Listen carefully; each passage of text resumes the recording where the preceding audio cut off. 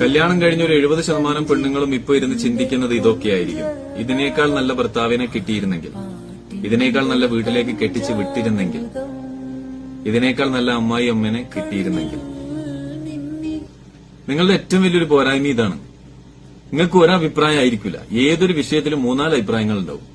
ഇപ്പൊ ഇതിൽ നോക്കാണ്, ഒരു പരാതിയൊന്നുമില്ല, 3-4 പരാതിയാ. ഒന്ന് കല്യാണം കഴിച്ചേല്.